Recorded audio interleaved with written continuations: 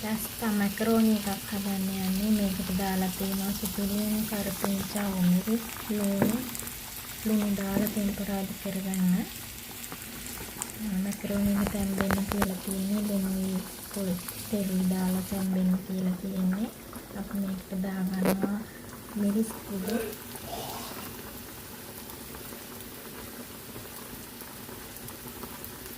කහ ටිකක් 3-5 තමන් කැමති කන විදිහට 3-5 ಜಾති දාගන්න. සැර කන විදිහට මිරිස් දාගන්න.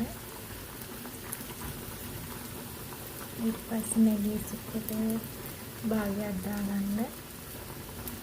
හදන ප්‍රමාණය අනුව රස වැඩි කරන ප්‍රමාණය වැඩි කරගන්න.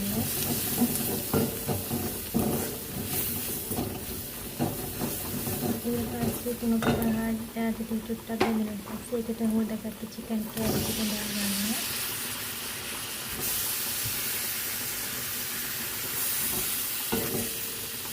ඊට පස්සේ මේක කලවම් කරගන්න.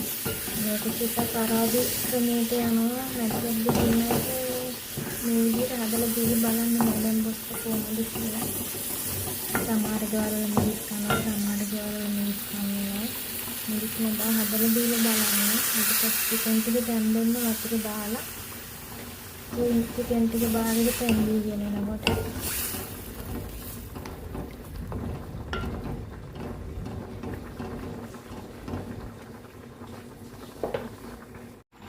දැන් pasta macaroni තැම්බිලා තියෙන්නේ. ඊට පස්සේ අපි ඒක ෆිල්ටර් කරගන්නවා. වතුර ටික කරලා පිරා ගන්නවා වතුර ටික. වතුර ටික පෙරලා ඉවරලා ඒක පැත්තකින් තියාගන්න. ඊට පස්සේ අපි චිකන් එක තැම්බිලා දැන් අපි මේකට දාගන්න ලුකුට සාමාන්‍ය ලුකුට කපාගත්ත කැරට් අල ඉස්සෙල්ලා දාගන්න. පස්සේ ගෝවයි ලීක්ස් ඉක්මනින් තැම්බෙන නිසා ඒවා අන්තිමට වගේ දාගන්න. දැනට අලයි කැරටුයි දාලා තඹ ගන්න. තැම්බුණාට පස්සේ අන්තිමට තමයි ගෝවයි ලීක්ස් ටිකයි අපි එකතු කරගන්නේ.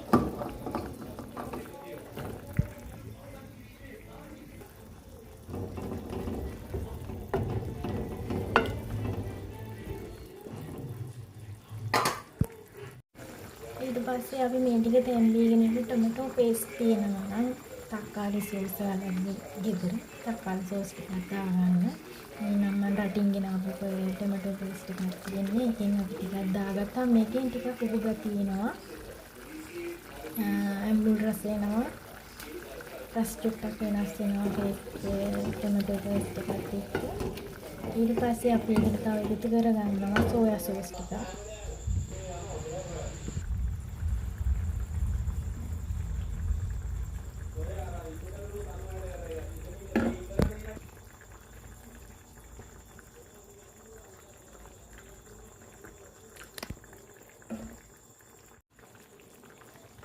ඔන්න දැන් අපි එකතු කරගන්නවා මේකට කපාගත්ත ගොව හේනියට කපා ගන්න සාමාන්‍ය ප්‍රමාණයට කපා ගන්න.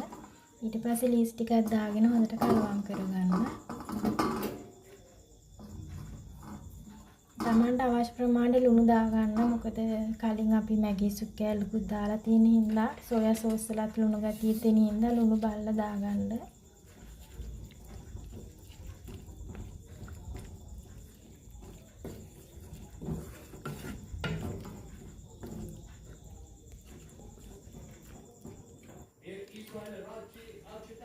ඊට පස්සේ මේකට අපි පෙරාගත්ත මැකරෝනි ටික එකතු කරලා කලවම් කරගන්න.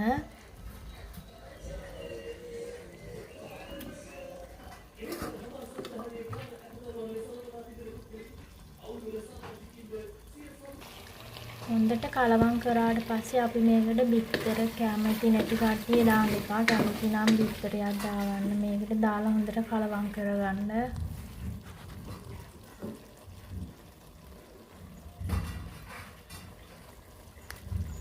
පොඩි ප්‍රමාණයක් හදන නිසායි බිත්තර එකක්. දැන් මේ ගොඩක් හදනවා නම් බිත්තර දෙකක් විතර දාගන්න රසයි.